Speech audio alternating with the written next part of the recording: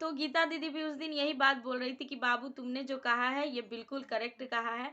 मैं बोली उनसे रिक्वेस्ट की हूँ, आप लोग मुझे कमेंट करके ज़रूर बताइएगा कि अगली जो वार्ता होगी तो प्लीज़ मैं भी उसमें जाना चाहती हूँ और मैं बाकायदे वहाँ पे जो हमारी वार्ता होगी उसका क्लिप मैं ऐड करना चाहती हूँ, वहाँ पे दिखाना चाहती हूँ कि हमारी वार्ता क्या हुई है।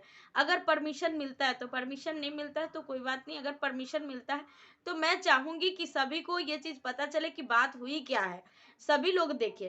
अगर नहीं होती है तो कोई बात नहीं है, परमिशन मिल गया तो ठीक, नहीं मिली तो कोई बात नहीं, मैं आप लोग को अपडेट कर दूँगी। तो मैं ये रिक्वेस्ट की हूँ उनसे कि दीदी मैं चाहती हूँ कि इस बार की वार्ता में मैं भी जाऊँ, बट उन्होंने अभी तक कोई रिप्लाई नहीं किया है कि क्या कहाँ है, नहीं है। तो आप लोग मुझे ज़रूर कमेंट करके बताएँ।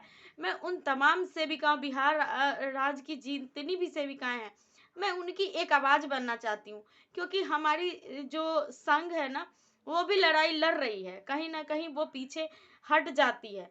लेकिन मैं नहीं चाहती हूँ कि हमारा संघ भी पीछे हटे, क्योंकि जब तक हमारी एक टीचर को देख लीजिए आप, कहाँ से कहाँ निकल गया और हम लोग कब से आके बैठे हैं लेकिन वहीं के वहीं हैं।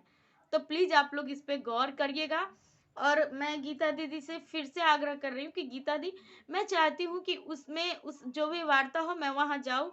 मैं क्योंकि मैं सबको अपडेट करना चाहती हूँ, अपडेट ही नहीं करना चाहती हूँ, मैं उन सभी सेविकाओं के लिए, उन तमाम सेविकाओं के लिए आवाज़ बनना चाहती हूँ कि हमारे हमारे हित में कुछ काम हो, क्योंकि इतना दिन से जो है ना वो चल रहा है, बस 2-400 मिलता है और नहीं, इससे ज़्यादा कुछ नहीं मिल पा रहा है। तो मैं चाहती हूँ कि नहीं, ऐसा नहीं होना चाहिए अब, बिल्कुल भी नहीं होना चाहिए। अब समय खत्म हो रहा है।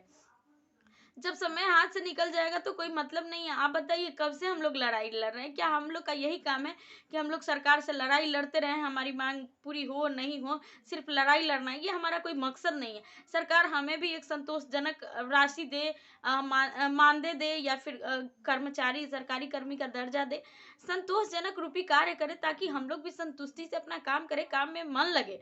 लेकिन ऐसा कुछ होता नहीं है। तो प्लीज़ गीता दीदी आपसे अनुरोध है, आप संघ के सबसे वरीय दीदी हैं, मैं आपसे रिक्वेस्ट करती हूँ बार-बार कि इस पे आप कुछ सोचिए, कुछ समझिए। इस बार का जो स्ट्राइक होगा, वो मैं नहीं, जितनी सारी सेविकाएँ मेरे साथ जुड़ रही हैं, वो सभी का इच्छा है कि इस बार जो स्ट्राइक होगा, तो मेरी माँग जब तक पूरी नहीं होगी, तब तक हम लोग नहीं तोड़ेंगे।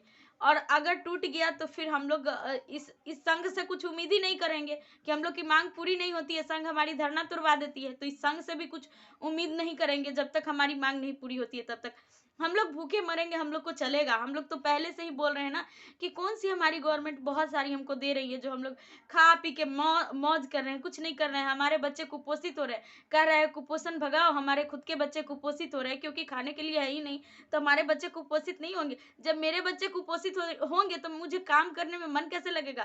तन मन तो बच्चे पर ही लगा रहता है कि बच्चा को क्या हो गया, क्या हो गया? यही सोचता है लोग ना। पहले खुद का घर देखिए, किसी की भी बात मैं कर रही हूँ, पहले खुद स्ट्रॉन्ग रहिएगा तभी जाके किसी को कुछ बता सकिएगा।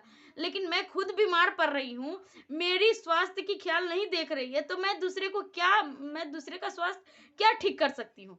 लेकिन फिर भी हम लोगों ने सराहनीय प्रयास किया है, सराहनीय कार्य किया है, जो कि सरकार नहीं सुनती है। सरकार तो मैं बोली ना कि अंधी है, ये सरकार ही अंधी है। पता नहीं ये सरकार की कब नींद खुलेगी।